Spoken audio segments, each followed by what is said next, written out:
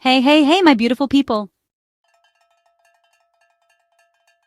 Listen, I need y'all to sit down, sip your tea, throw on your silk bonnet, and buckle all the way up. Because what I'm about to say is going to scorch the lace off your wig and have your edges trembling in the name of truth. This week? Oh, baby. The British press did what they do best, reached deep into their dusty, dog-eared playbook and pulled out a move so tired, so transparent, I had to double-check the date. And who did they wheel out front and center to do their dirty work? Mica Paris. Yes, that Mica Paris. A woman with a voice that could part the clouds. A British soul legend. A black cultural icon. A woman whose music carried us through heartaches and triumphs. But this week, Mica didn't sing. No, she spoke. And what came out? Baby, it wasn't truth. It was a royal PR press release in heels. So, she told the Daily Fail, yeah, I really said it, that Meghan Markle should, quote, let it go, that talking about royal racism is somehow perpetuating hate. And you know that because Meghan has money and a mansion, she has no right to speak on the racism that nearly destroyed her mental health. What in the colonial cosplay is this? First of all, let me say this loud for the people in the back. Being rich does not buy you protection from racism. Not on the street, not in the workplace, and definitely not in the palace.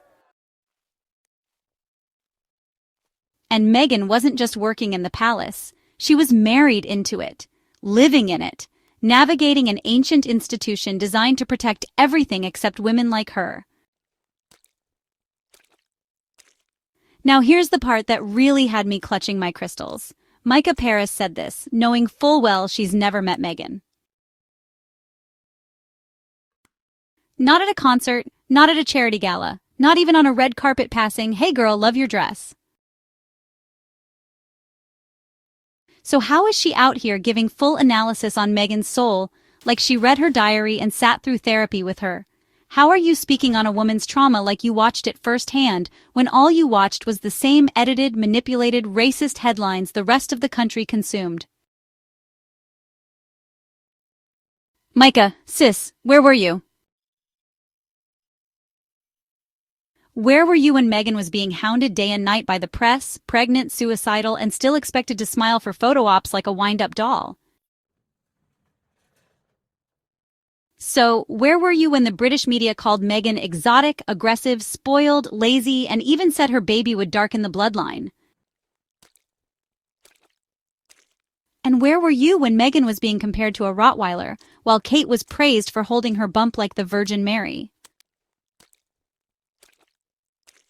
Where were you when the palace told Meghan, no, we can't protect you, but, moved heaven and earth to cover up Prince Andrew's mess? You had a platform then, you had a voice then, and you chose silence. But now, you found your voice to tell Meghan to let it go? Let go of what exactly? The racism, the isolation, the abuse, the suicidal thoughts? The fact that they let her drown while she was carrying their royal baby? You didn't speak up when she needed your solidarity. You didn't challenge the machine when it was destroying her in real time. But now that the dust is settling, now that Meghan is thriving, you're stepping in to hand-deliver the message the tabloids have been dying to put in a black woman's mouth. Baby, this ain't just a bad take. This is a betrayal dressed in pearls. Let's call it what it is. They used you, or worse, you let them. This is not just commentary. This is what I call racism laundering. When the media wants to discredit a black woman but doesn't want to look racist, they grab another black woman, hand her the mic, and let her do the dirty work. And it's always the same setup. They go quiet for years, silent when we're screaming for justice, and then, boom, they pop up to say, well, I don't think it was racism, or she's just too sensitive, or she should be grateful. We've seen it before, we'll see it again, but that doesn't mean we stay silent. Because here's the gag. Meghan never asked to be worshipped. She asked to be protected. She asked for basic dignity, and they treated her like she was asking for the throne. And if the price of telling the truth is being labeled divisive, ungrateful, and hateful, then baby, pass Meghan the mic and let her speak, because silence is what almost killed her. The problem isn't Meghan telling her story.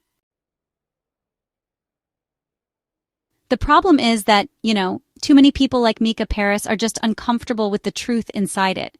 Because if Meghan's story is real, and it is, then that means the palace ain't the fairy tale we were sold. That means Britain still has a race problem. That means celebrity, money, and status don't save you if you're black and you speak out. That means we all have work to do. And honestly, some people would rather attack the messenger than actually face the message. Let's also be clear, Meghan left, she chose her peace. She didn't write a tell-all book to tear people down, she didn't sue for a title, she didn't launch a hate campaign, she simply told her story on her own terms and moved on. But the press won't move on, the palace won't move on, and clearly Mica Paris won't move on. And ask yourself this, who benefits when we tear each other down in public? Who gets stronger when black women are pitted against each other in the press? Because it sure as hell ain't Meghan. It ain't Mica either. It's the same system that called Meghan a liar, smeared her motherhood, questioned her identity, and said she was too black to be royal, but now, conveniently, wants to use a black woman's voice to validate their hate. I'm not here to drag Mica Paris to hell. I'm here to tell the truth.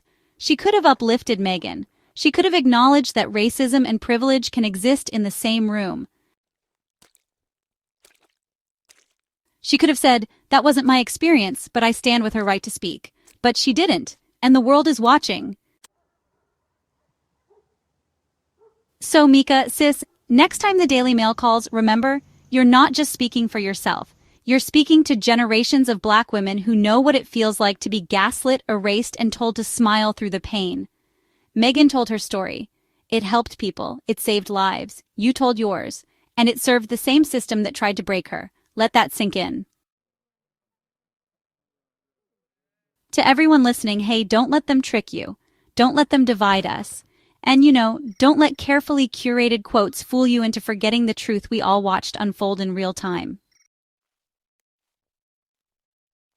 We remember the headlines, we remember the smears, we remember the silence, and we remember who stood up and who didn't. Meghan's story was never about bringing down the monarchy. It was about surviving it. And that, my loves, is something to respect. So until Mica Paris decides to stand on the side of truth, we ride with Meghan. Full stop. If this hit you in the heart, if you're tired of the games, if you believe black women deserve protection, not just praise, drop a comment, hit that like, and stay tuned, because over here, we see through the spin, we hold the receipts, and we protect our sisters. Period.